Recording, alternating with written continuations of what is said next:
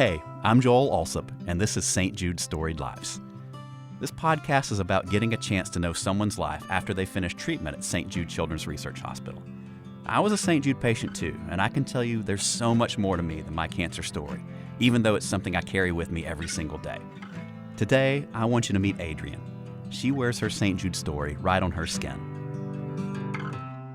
I recently got a tattoo of my my St. Jude patient number on my arm.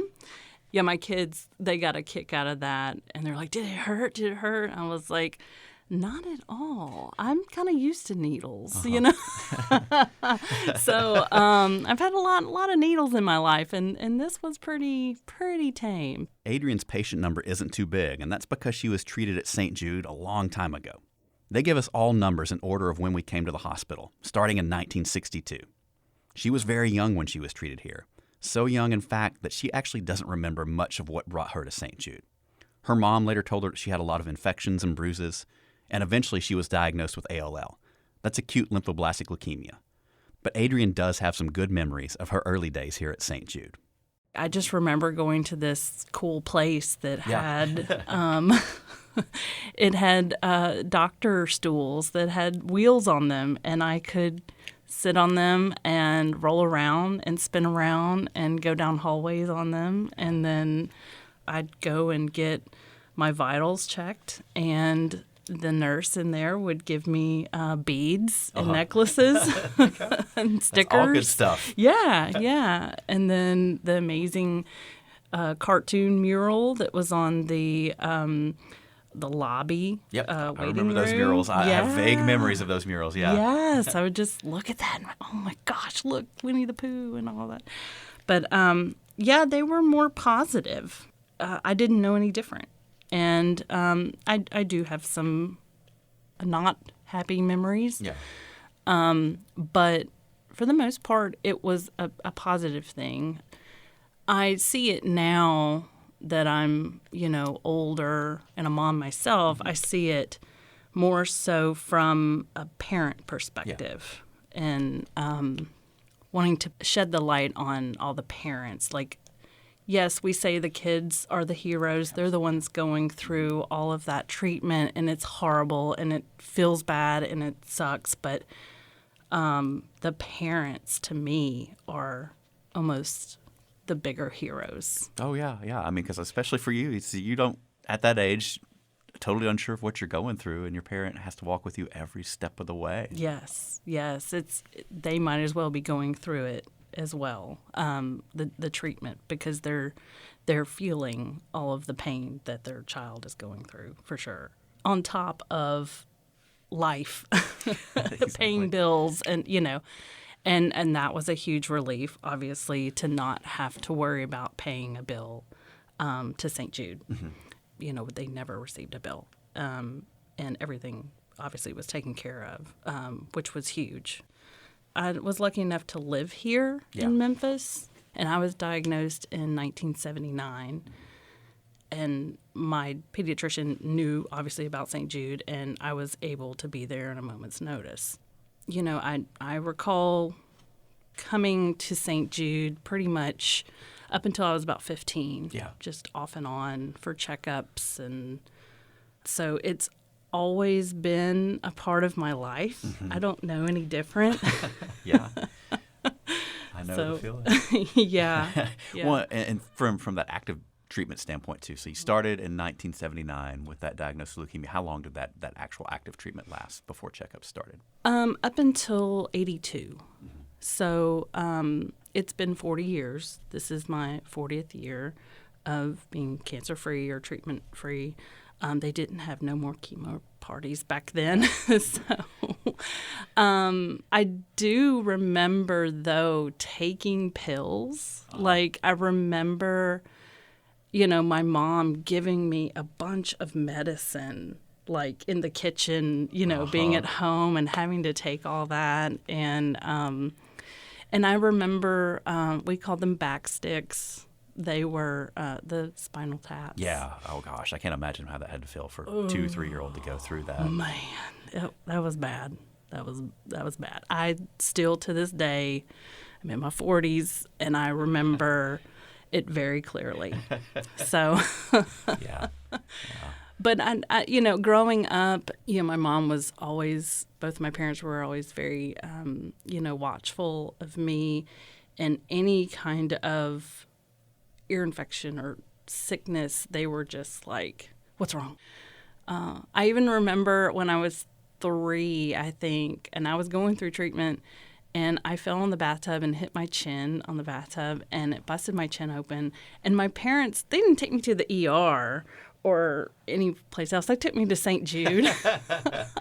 And the St. Jude doctor stitched up my chin. So, I mean, anything health-related, my parents were relying on St. Jude for everything. Well, I got to take you back to one thing, because I'm impressed by something. I don't know if you're able to do this or not, because I was on treatment as a 7-year-old. Okay. I could not swallow the pills they gave me. Were you able to swallow it? Because I had to take them with a certain kind of candy, which I won't besmirch their name. I still can't eat that candy to this day because I had to chew my pills with this candy. So how did you do that as a much younger person? I don't know. I remember my parents giving me popcorn seeds to practice. And of course M&Ms, I think, was one. But I don't know. I don't know how I did. I'm just impressed, because I struggled so bad. I can do it now, finally. As a 42-year-old, I can swallow pills. Right. Yeah, exactly. I wish I could give some tips to my son, because he still can't swallow a pill. So he's 13. Well, so like you said, you grew up kind of aware of what was going on in the hospital, on active treatment. But like you said, it stayed part of your life because you kept going back for checkups. What were some of the things that stick out in your mind about St. Jude as you did go back for those checkups and grow up here, essentially? It was always just a welcoming place. Like, I never dreaded coming. Just overall, thinking back, it was never, I'm sure it was for my mom and my dad, but not for me. Yeah. There were so many fun things as a kid that I didn't really focus on the bad things. There was a gift shop. There was, the mural and all the toys. And there was a dollhouse that was really amazing that I loved. But it was a good place to go. I don't think I have memories of it being like, all right, you have to go here to get treatment, to get better. Because I didn't know I was that sick. Yeah. I didn't understand the weight of that. Yeah. And I don't know if any child that age does. I mean, you were 7, so it may have been a little bit more clear. It was clear what I was going through, but it's kind of the same thing. Like, okay, I'll just do this. Yeah. It's like, I don't have a choice. I'm just going to do this. But looking back as an adult now, and I'm just grateful that St. Jude just welcomed us and took my parents by the hand and said, "We're going to guide you through all of this. We're here. You're not alone." And being surrounded by other families and kids who had similar diagnosis, just it's its own community. Yeah. And it did take a village. But I'm grateful that St. Jude was there for my parents. I completely understand. Seeing, I'm like that now too. I have, 2 kids, and you look at it from a totally different perspective of like, oh my gosh, like my parents were such heroes to handle this the way they did. Yes, absolutely. Yeah, my mom had 3 miscarriages before me, and then she finally got me, and then I end up, having cancer. And then 3 years later after I was born, my sister was born. So, but growing up, some of the effects of the chemo were evident when I started school. Yeah. I think by the time I got to the 3rd grade, my grades were awful.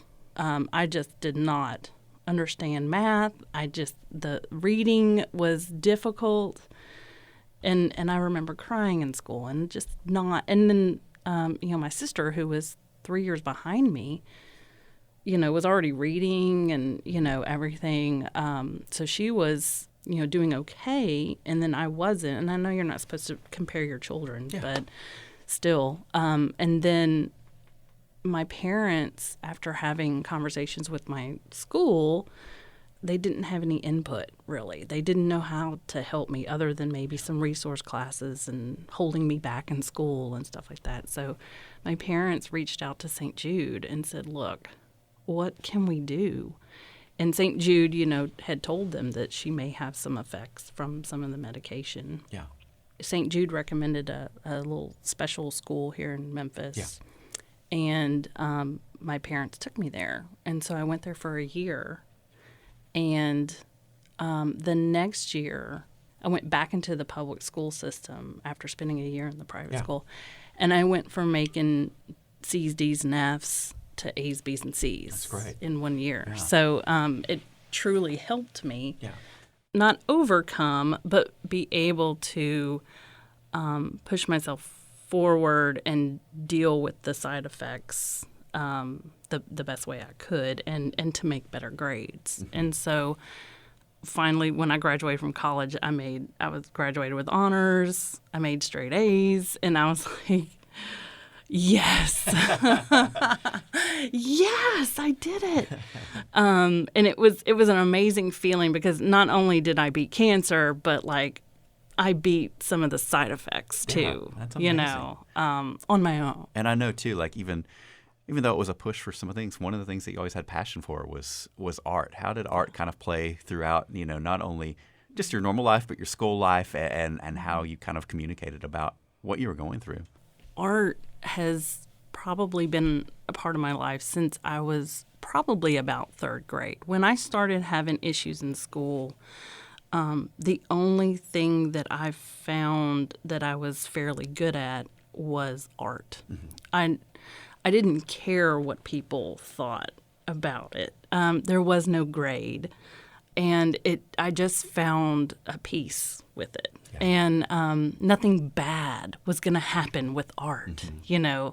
There were no shots. There were no bad grades. There was nobody telling me, you got to do this, you got to do that. I can do anything with, markers and a piece of paper. So I did start really getting into art about that age, third grade or so, and any kind of anything with my hand. Art comes in many forms. So, I loved working with my hands. I loved getting dirty with them, making things with Play-Doh and making things with, markers and paper and everything. And so I entered little contests at school and would win. And, and, of course, that makes you feel good, like, hey, I'm good at something.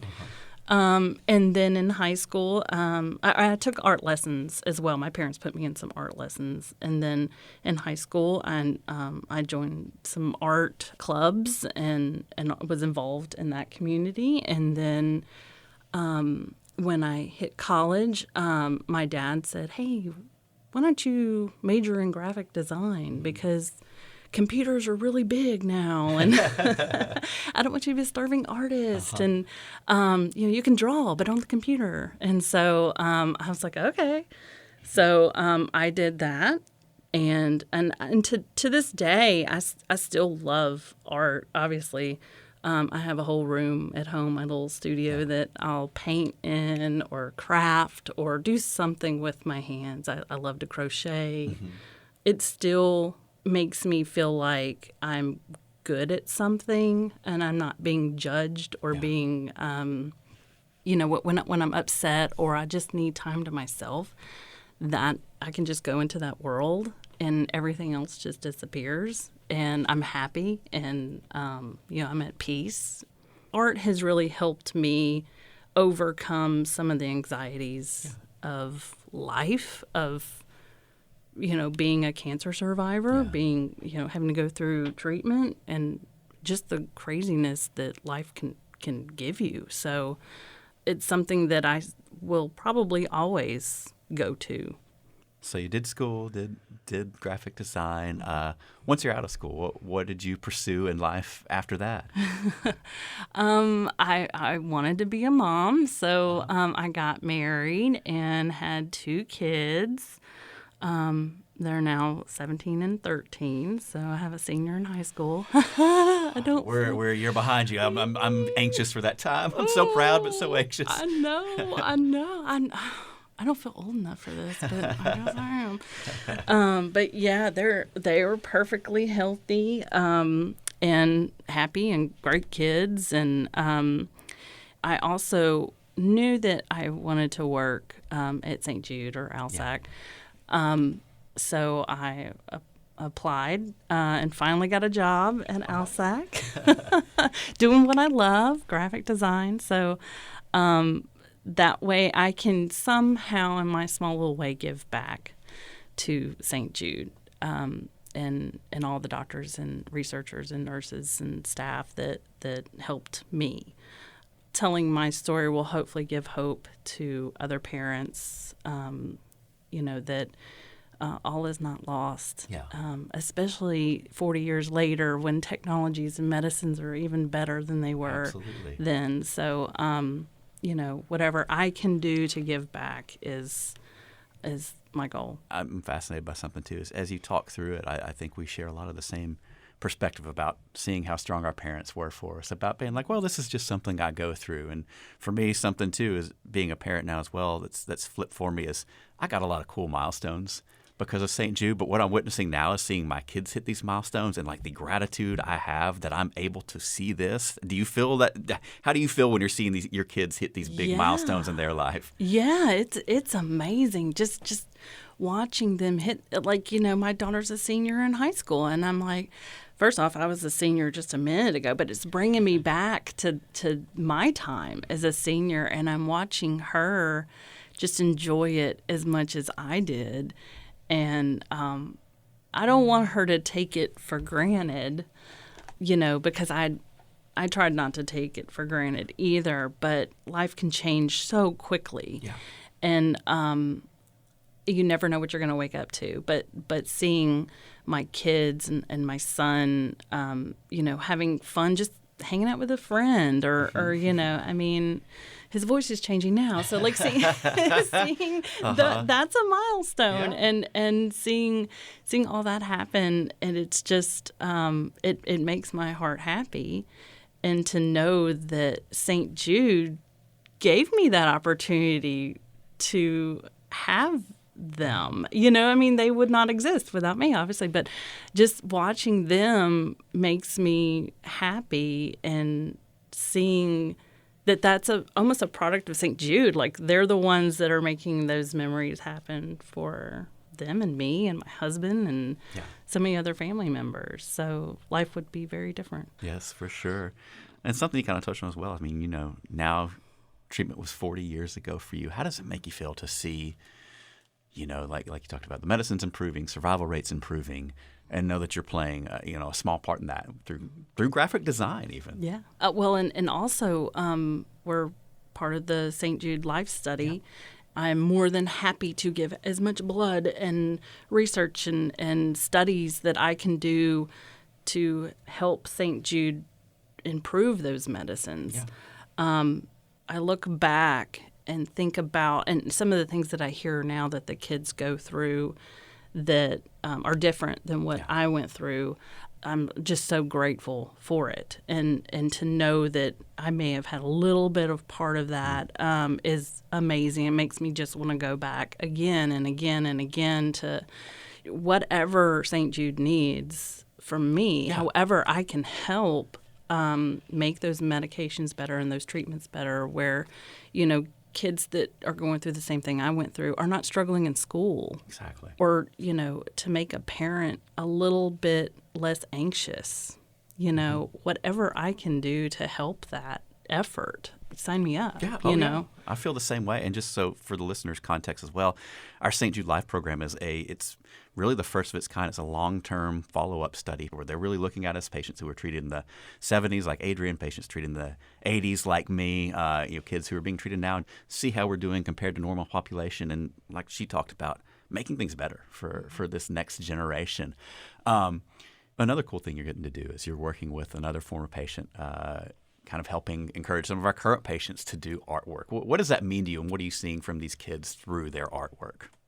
Children often can't communicate through words. I know, I couldn't. They're a little bit different in the way that they communicate. So one way that they can communicate is through art.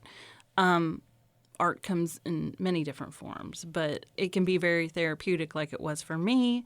But I love watching them paint or color or something, and it just takes their mind off of whatever's ailing them that day, or maybe they don't feel great, or maybe they're in a great mood, you know? And I love watching what they can create, and that's, to me, is a narrative for how they are feeling that particular moment. And we will use their patient art to help tell their stories, and use them in different ways where we can animate their art or turn their art into a T-shirt, or make their art the background for a landing page, a website page or something. And they're so proud of it when they see their art on it's so amazing. They love seeing their art, and it's something that they did, and it tells their story in that small little way of how they felt that particular day. I love that. It's a great a healing vehicle for sure. That's so cool. I love that. And just for you personally, what, got big milestones coming up for those kids, working and doing a beautiful job. What has St. Jude meant to everything that you have in your life right now? It means everything. I mean, it means that when my kids finally grow up, God willing, I'm still in good health, but I can go travel. I can do the things that anyone would want to do as they're, as they age. But be able to enjoy the second chance that St. Jude gave me. I recently got a tattoo of my my St. Jude patient number on my arm. And so, meeting another patient, former patient, that's like the first thing we say to each other is like, hey, I'm a patient too. Oh, wow, what's your number? And you're like, it's 4 digits long or it's 5 digits long. We started ordering our patients when they started coming to the hospital in 1962, starting with number 1, and now we're up way up there now. Yep. Mine's in the 6,000s. Mine's in the 10,000s, so I'm a little behind you there. Yeah, but that's how we kind of identify when you were here at St. Jude and not. But my kids, they got a kick out of that, out of me getting a tattoo of it, and they're like, "Did it hurt? Did it hurt?" I was like, "Not at all. I'm kind of used to needles, So I've had a lot of needles in my life, and this was pretty tame. So, but yeah, that was kind of fun. They were proud of that, but it's amazing watching them grow up to be, their independent little selves, and to know that I had a part in that, and they're gonna be fine. They're gonna be fine, and I just hope and pray that they will be, make good contributions to society and carry on the love of St. Jude, because their mom was a part of St. Jude's story. So I know that they will always be a part of St. Jude and carry on that love. Well, I have no doubt they will be an amazing grown-up, just like their mama is an amazing grown-up. So, Adrienne, thank you so much for taking time, for sharing your amazing journey with us today. We so appreciate it. Well, thank you. It's been fun. Thank you, Joel.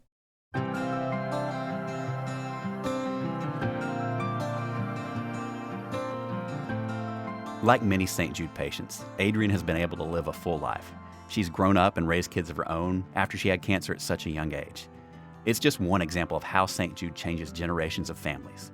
When Adrienne was a patient, the hospital hadn't even been open for 20 years. Now it's more than 60 years old. Just think of all the generations of families that have been kept whole, that have grown. And that's all because of the donors who have sustained this mission over 6 decades. You can give to St. Jude online at stjude.org or click the link in the episode description.